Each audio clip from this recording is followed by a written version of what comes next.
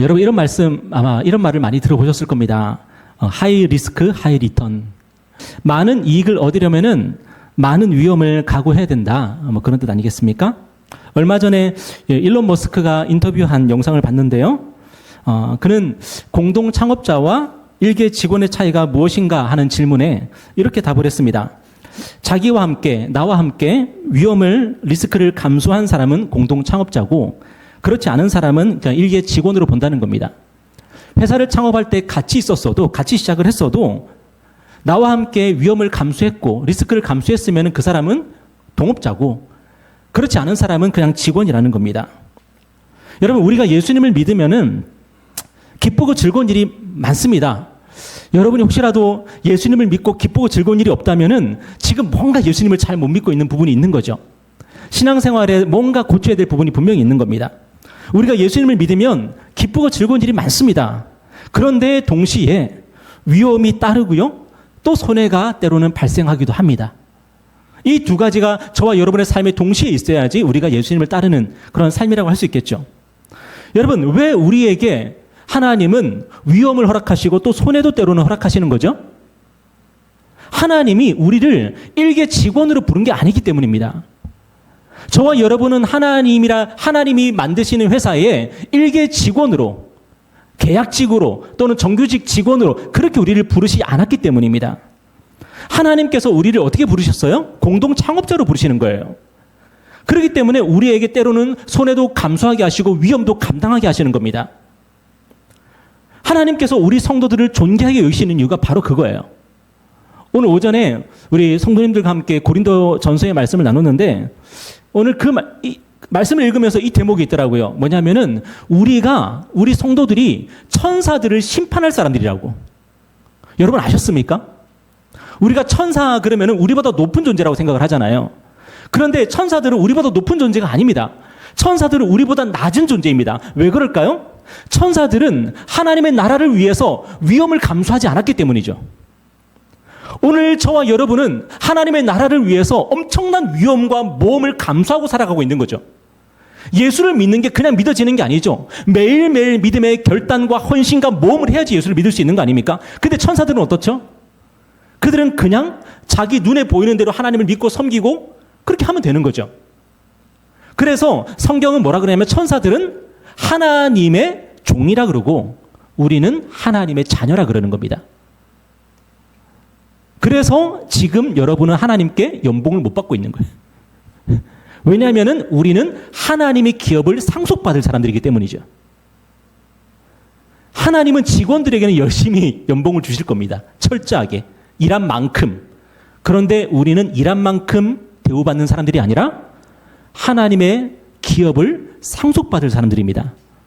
그래서 천사들보다 지금은 연봉이 적게 느껴지는 거죠. 하나님께서 우리에게 위험이 없는, 손해가 없는 그런 신앙생활을 약속하셨습니까? 아닙니다. 왜냐하면 우리는 하나님 나라의 상속자들로 부름을 받았기 때문입니다. 우리 회장님이, 우리 사장님이 누구예요? 우리 아버지예요. 그렇기 때문에 우리 아버지가 망하면 나도 망하는 거예요. 우리 아버지가 잘 되시면 나도 잘 되는 거죠.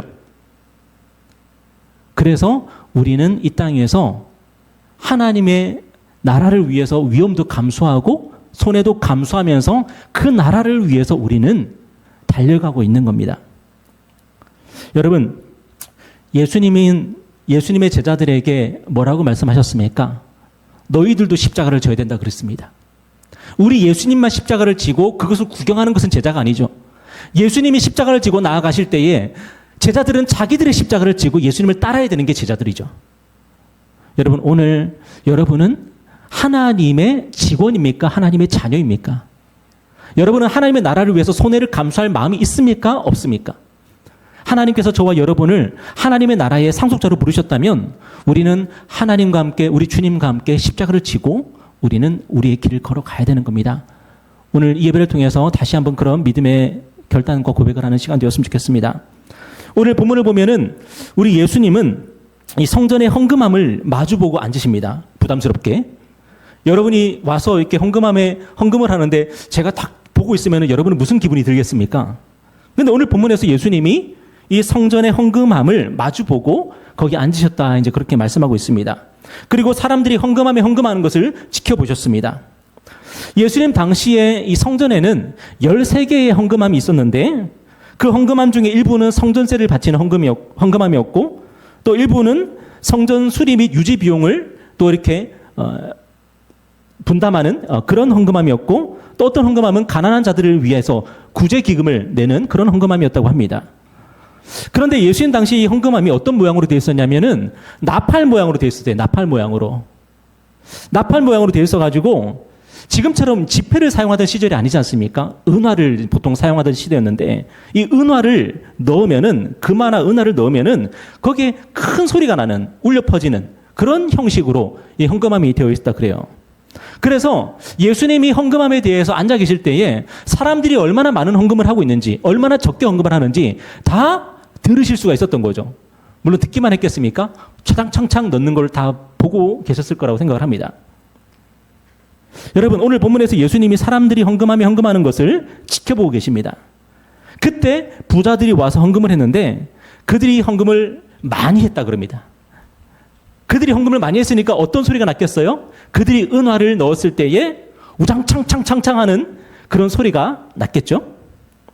아마도 사람들은 그 사람들을 존경의 눈으로 바라봤을 거고 그리고 헌금을 많이 한 그 당사자들은 사람들이 자신들을 존경의 눈으로 바라보는 것을 즐기면서 그렇게 돌아갔을 겁니다.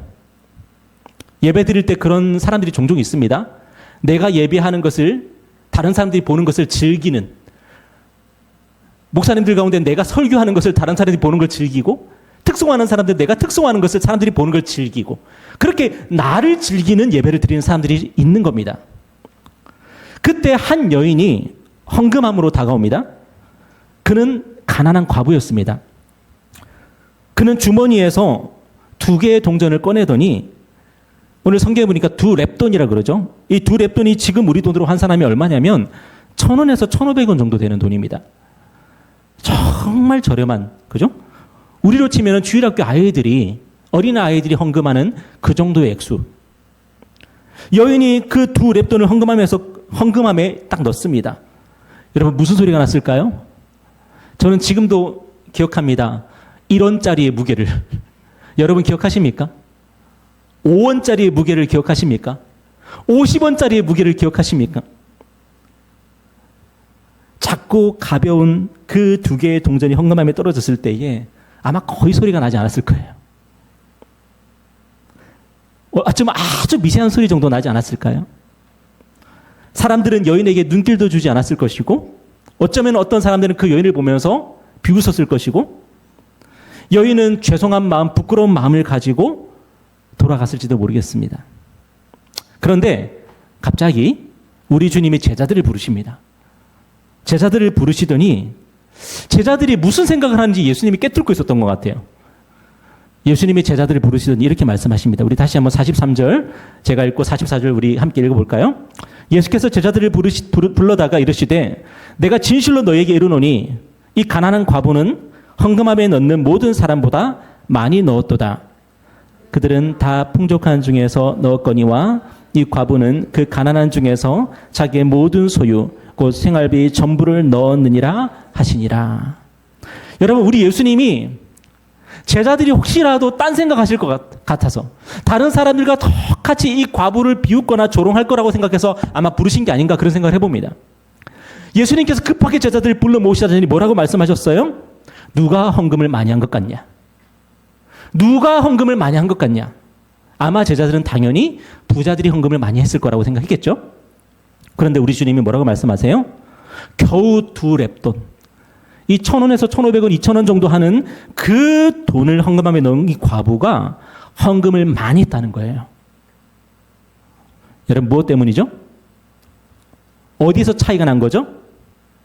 그것은 전부를 드렸냐 아니냐의 차이라는 거예요. 전부를 드렸냐 아니냐의 차이라는 거예요. 부자들은 많은 돈을 헌금했습니다. 그런데 그 많은 돈이 부자들에게는 전부입니까? 아니죠. 그들에게는 훨씬 많은 돈과 땅이 있습니다. 그 중에서 일부를 가지고 헌금했는데 사람들이 보기에는 그게 되게 많은 것처럼 보인 거죠. 그런데 과부는 어떻습니까? 우리 주님이 말씀하시기를 그는 생활비에 전부를 넣었다는 거예요. 그는 2렙돈, 1,000원, 2,000원밖에 안 되는 그 돈이지만 그 돈이 과부의 전부였다는 거예요. 그래서 과부는 생활비 전부를 넣었기 때문에 그는 가장 많이 헌금한 사람이라는 거예요. 여러분, 헌금을 보시는 하나님의 기준이 뭐죠? 돈에 많고 적음이 아니라는 겁니다. 그것이 우리에게 어떤 가치를 가지고 있느냐의 문제라는 겁니다. 헌금 액수가 아무리 많아도 그것이 우리에게 일부분이라면 하나님도 그걸 그냥 일부분이라고 보시는 거죠. 근데 헌금 액수가 아무리 작아도 그것이 누군가의 전부라면 하나님은 그것을 전부라고 보신다는 겁니다. 그러니까 하나님의 기준은 뭐예요? 전부냐 아니냐라는 거예요. 그게 전부냐 일부냐는 거예요. 하나님은 그렇게 보신다는 거죠. 그런데 여러분, 왜 전부냐 아니냐가 중요하죠? 왜 하나님은 전부냐 아니냐를 그렇게 따지시는 걸까요? 왜냐하면 하나님께 우리가 전부를 드릴 때에 그 사람은 하나님께 인생을 걸지 않으면 안 되기 때문입니다. 하나님께 나의 모든 것을 걸지 못한 사람은 하나님께 모든 것을 드릴 수 없기 때문입니다. 무슨 말이냐면 내가 10을 가지고 있는데 10을 드렸잖아요. 그럼 나에게 뭐가 있죠? 0이죠. 그런데 0을 가지고 있는 나는 이제 어떻게 살아야 되죠? 하나님만 의지해야 되는 겁니다. 결국은 하나님께서 우리에게 전부를 요구하시는 이유, 그리고 전부를 보시면서 기뻐하시는 이유가 뭐냐면 네가 나밖에 모르는구나. 네가 나에게 인생을 걸었구나. 그거를 보시기 때문이라는 거예요. 부자들은 많은 돈을 헌금했지만 그들은 하나님께 인생을 걸진 않았습니다. 그들은 여전히 여유가 있었습니다. 삶의 여유. 그런데 과부는 이제 어떻게 해야죠? 자기 생활비 전부를 드린 이 과부는 이제 어떻게 살아야 되죠? 교회에서 통용되는 유명한 단어가 하나 있죠. 까마귀라고. 하나님께서 까마귀를 통해서 나에게 먹을 것을 주셔야만 하고 나에게 입을 것을 주셔야만 하는 인생이 되는 거죠. 과부는 자신의 전부를 하나님께 드릴 때에 하나님께 전부를 건 겁니다. 그래서 예수님께서 기뻐하시는 거죠. 여러분, 신앙생활이란 뭐죠? 신앙생활이란 우리의 전부를 하나님께 드리는 것입니다. 다시 말해서 우리의 전부를 하나님께 드린다는 것은 하나님께 우리의 전부를 건다는 겁니다. 하나님께 드린다는 것은 지금의 보상을 바라고는 드릴 수가 없죠. 하나님께 내 전부를 건다는 것은 지금의 어떤 내 삶의 변화를 가지고는 그것을 걸 수가 없죠. 그런데 하나님이 나에게 약속하신 것을 믿을 때에 나는 내 삶의 모든 것을 걸면서 하나님께 드리면서 살아갈 수가 있는 거죠. 우리가 아브라함을 믿음의 조상이라고 부르는 이유가 뭘까요? 아브라함이 자기 모든 걸 하나님께 걸었기 때문입니다. 물론 처음에는 그렇지 않았습니다. 처음에는 하나님의 말씀을 믿지 못했기 때문에 자기 아내를 누이라고 속이면서 사람들에게 자기가 해코지 당하지 않기 위해서 자기 아내를 누이라고 속이기도 했고요. 하나님께서 분명히 아들을 주시겠다고 약속을 하셨는데 젊은 여자를 아내로 맞이해서 그 젊은 여자를 통해서 이스마엘이라는 아들을 낳기도 했습니다. 하나님께 모든 걸 걸겠다고 나름대로 믿음의 길을 걸었지만 그렇지만 중간중간에 하나님을 믿지 못하고 하나님께 투자했던 걸 도로 빼가지고 다른 데 투자하기도 했던 거죠. 그런데 이 아브라함이 마지막에 믿음의 여정 끝에 가서 그가 무슨 일을 하죠? 하나님께서 네가 가장 사랑하는 아들 이삭, 너의 전부를 나에게 걸으라 그랬을 때에 이 아브라함이 이삭을 데리고 하나님께 그 이삭을 바치러 나아가죠. 자신의 전부를, 자신의 모든 것을 걸고 하나님 앞에 드리는 겁니다. 여러분, 우리가 하나님을 섬기면서 만나게 되는 여러 가지 문제가 있는데요. 내가 신앙생활하고 있지만, 내가 예수를 믿고 있지만, 내가 그리스도의 제자로 살고 있지만, 그런데도 내 삶에 여전히 여러 가지 문제들이 생기고 하는 것들을 우리는 경험하게 됩니다. 그런데 과연 한번 되돌아보십시오. 정말로 하나님의 말씀대로 생겼던 문제입니까? 그 문제가? 내가 정말로 하나님께 오늘 내 삶을 걸었어요. 어떻게 걸 수 있죠? 하나님의 말씀을 믿는 거죠.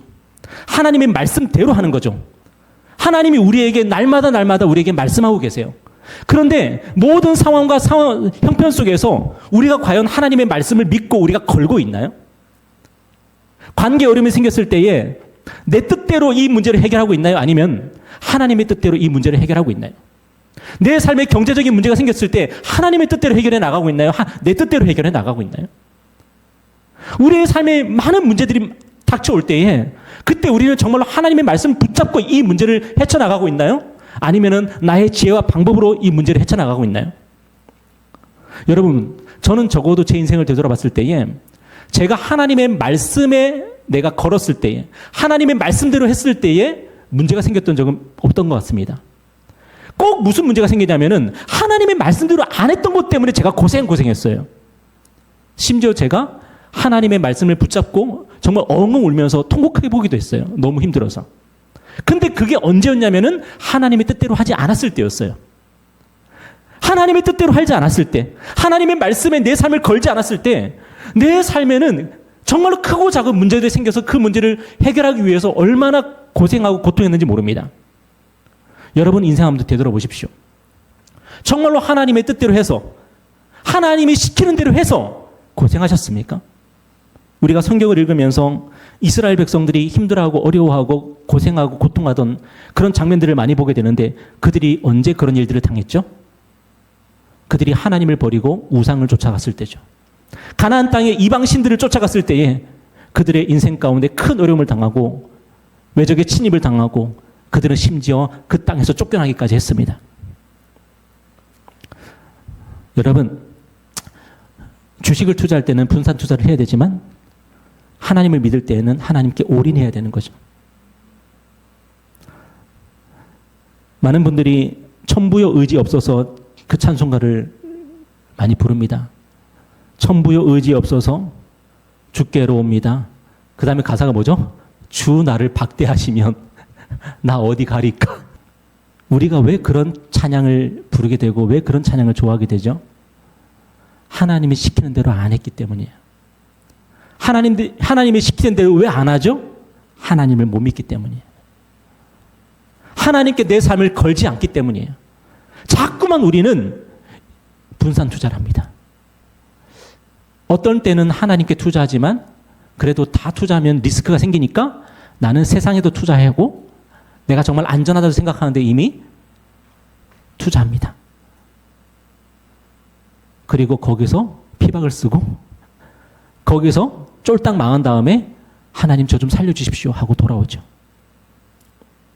성경을 많이 읽으시기 바랍니다.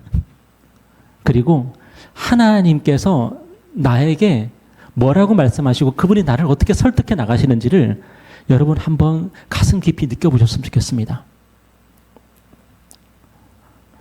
여러분, 그런데 저와 여러분의 오늘 기쁜 소식 하나가 있는데 그게 뭐냐면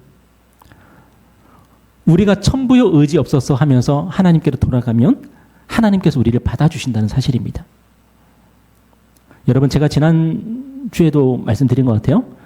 이단과 그 다음에 참신앙의 차이가 뭐죠? 이단은 여러분을 위협한다는 겁니다. 이단은 이 교회에서 나가면은 너는 저주받을 거라 그러고, 그리고 우리가 전하는 이 말씀대로 너희가 행하지 않으면은 너는 저주받는다고 얘기하는 게 이단입니다. 그래서 이단 사이비에 들어가 있는 사람들이 함부로 나오지를 못하는 겁니다. 저주받을까 봐. 그런데 하나님은 저와 여러분에게 그렇게 말씀하지 않으십니다. 왜냐하면 하나님은 우리가 하나님께로 돌아가면 받아주신다고 말씀하시거든요. 무엇 때문입니까? 왜 하나님이 우리를 늘 받아주시죠?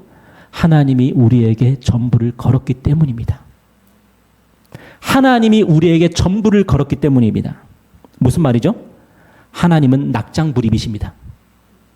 하나님은 우리를 자녀로 부르시고 절대로 그 자녀의 지위를 취소하지 않으십니다. 그래서 우리가 돌아가면 또 받아주시고 또 받아주시고 의그하면서 또 받아주시고. 제가 늘 어릴 때 들었던 말이 저희 어머니가 구야 그래요. 저희 부모님은 병규를 발음을 잘 못하셨습니다. 그래서 저희 아버지는 뱅주라고 하셨고 저를 규야라고 불러야 되는데 경상도 분들이라서 구야 이렇게 부르셨습니다. 제가 어릴 때는 저를 왜 구야라고 부르는지 몰랐어요. 내 이름에 구자가 안 들어가는데 왜 구야라고 부르는지. 나중에 커서 알게 됐습니다. 발음이 안 되셨구나. 저를 구야 부르시면서 저를 혼내시면서도 또 저를 받아주셨죠. 왜 그랬을까요? 저희 부모님은 저에게 낙장 불입이셨어요. 한 번 저를 아들로 여기셨기 때문에 그 아들의 지위를 취소하지 않으셨기 때문이죠. 로마서 3장에 보니까 이런 말씀이 있습니다. 우리 다 같이 한번 읽어볼까요? 자, 시작. 어떤 자들이 믿지 아니하였으면 어찌하리요? 그 믿지 아니함이 하나님의 믿으심을 패하겠느냐? 그럴 수 없느니라. 사람은 다 거짓되되 오직 하나님은 참되시다 할지어다. 여러분 무슨 말입니까? 어떤 자들이 믿지 아니하였으면 어찌하리요? 저와 여러분이 하나님을 믿지 아니하였으면 어찌하리요? 저와 여러분이 하나님의 말씀대로 살지 않았으면 그 다음에 어떻게 하겠느냐는 거예요. 우리의 믿음 없음이, 우리의 불신앙이 하나님의 신실함을 취소하겠다는 거예요. 우리가 신실하지 않으니까 하나님도 신실하지 않으시냐는 거예요. 우리가 하나님을 믿지 않으니까 하나님이 우리를 버리냐는 거예요. 그럴 수 없다는 거예요. 우리는 거짓되지만 하나님은 어떻다? 참되시다. 성경이 우리에게 증가하는, 한결같이 증가하는 게 뭐냐면 우리는 변덕쟁이라는 거예요. 우리는 변덕쟁이라서 하나님을 한결같이 믿지 않는다는 거예요. 하나님을 신실하게 의지하지 않는다는 거예요. 우리는 믿을 만한 존재가 못 된다는 겁니다. 하나님과 이스라엘 백성이 언약을 맺었습니다. 그런데 이스라엘 백성이 어떻게 해요? 하나님과 언약을 깨뜨려 버립니다. 이스라엘 백성이 배신합니다. 이것이 이스라엘의 역사고 저와 여러분의 인생입니다. 저와 여러분은 지난 한 주간에도 수없이 많은 순간 하나님을 기억하지 않았을 것이고 하나님을 마음에 두지 않았을 겁니다. 그리고 심지어는 하나님을 마음에 두기를 싫어합니다. 그러다가 인생의 고난을 찾아오면은 그때서야 우리의 인격과 성품이 조금 누그러지면서 하나님을 의지하려고 또 교회에 나옵니다. 우리는 믿을 만한 존재가 아닙니다. 우리는 하나님께 늘 하나님을 떠나버리고 하나님을 우리 마음에서 지우고 심지어 매일매일 성경 읽는 것도 제대로 못합니다. 그 짧은 시간에 기도도 못합니다. 그 정도로 우리가 하나님을 마음에 두기를 싫어합니다. 저도 마찬가지입니다. 그런데 하나님은 늘 우리 곁에 계십니다. 하나님은 늘 우리 곁에 계시고 우리를 향하여서 얼굴을 향하여 계시고 우리에게 마음을 열고 계십니다. 왜죠? 예수님 때문입니다. 우리가 하나님의 약속을 깨뜨리려고 우리가 하나님을 저버려도 하나님은 우리와의 약속을 지키겠다고 말씀하십니다. 우리가 하나님을 떠나도 하나님은 우리 곁에 계시겠다고 말씀하십니다. 그 증거가 뭐냐면 예수님의 십자가입니다. 여러분, 예수님의 십자가가 우리에게 말씀하는 것이 뭡니까? 하나님이 우리에게 전부를 걸었다는 겁니다. 하나님이 우리에게 전부를 걸었다는 것이 바로 예수님의 십자가입니다. 오늘 본문에서 우리 주님이 헌금 앞에서 사람들에게 그리고 오늘 저와 여러분에게 무엇을 요구하고 계십니까? 전부를 걸라고 말씀하십니다. 하나님께 인생을 걸라고 말씀하십니다. 왜 그렇게 요구하시죠? 그렇게 우리에게 요구하실 수 있는 하나님은 어떤 분이기 때문이죠? 그분이 먼저 우리에게 전부를 걸었기 때문입니다. 우리에게 전부를 걸었기 때문에 우리에게도 전부를 요구하실 수 있는 겁니다. 하나님은 그분의 전부이신 독생자 아들을 우리를 위해서 십자가에 내어주셨습니다. 하나님이 우리를 위해서 줄 수 있는 게 이제 아무것도 없습니다. 왜냐하면 우리에게 하나님이 가지고 있는 모든 걸 주신 거기 때문입니다. 하나님의 아들을 우리에게 주셨다는 것은 하나님의 전부를 주었다는 겁니다. 그렇기 때문에 우리에게도 전부를 요구하시는 겁니다. 그게 사랑이죠. 그게 사랑이죠. 왜 부모가 자녀들에게 사랑을 요구할까요? 부모들은 자녀들에게 늘 사랑을 갈망합니다. 자녀의 사랑을. 왜 자녀들의 사랑을 갈망할까요? 부모가 한없이 사랑하고 있기 때문입니다. 부모가 자녀를 한없이 사랑하고 있기 때문에 자녀들도 나를 조금 사랑해 주기를 바라는 겁니다. 왜 남편이 아내에게 전적인 사랑과 헌신을 요구하고 있을까요? 지금 그 아내는 남편을 전적으로 사랑하고 헌신하고 있기 때문이죠. 엔조이하는 관계에서는 서로에게 그런 걸 요구하지 않죠. 결혼은 서로에게 전부를 주는 것입니다. 결혼을 하고 나면 돌이킬 수 없는 것입니다. 원칙적으로. 결혼을 했으면 이제는 몸과 마음 그리고 경제적인 모든 것들 내가 가지고 있는 눈에 보이는 것과 눈에 보이지 않는 그 모든 것을 거는 것입니다. 그게 결혼이죠. 그런데 많은 사람들이 하나님과 결혼하지는 않으려고 합니다. 하나님은 우리와 결혼하셨는데 하나님은 당신의 모든 것을 우리에게 거셨는데 우리는 하나님과 연애하고 싶어 합니다. 그리고 너무 쉽게 바람을 피죠. 여러분, 하나님은 예수 그리스도의 십자가를 통해서 이미 우리의 아버지가 되어주셨습니다. 그리고 이미 우리의 남편이 되셨습니다. 그런 하나님께 이제 급이 맞는 하나님의 그 급에 맞는 그런 사랑과 헌신으로 나아오기를 하나님께서 바라시는 겁니다. 우리는 힘들 때만 하나님 찾고 좀 괜찮으면 우리는 다른 신들을 쫓아서 우리는 살아갈 때가 너무 많죠. 그런데 우리 하나님은 여전히 우리를 기다리시고 우리를 맞이할 준비를 다 하고 계시고 우리가 돌아오기만 하면 벗은 발로 우리에게 달려와서 우리를 껴안고 입을 맞추고 우리의 손에 가락지를 끼우고 우리에게 가장 좋은 것을 입히며 그리고 우리에게 살찐 송아지를 잡으신 하나님이십니다. 왜 그렇게 하시죠? 하나님은 우리에게 이미 모든 것을 걸었기 때문입니다.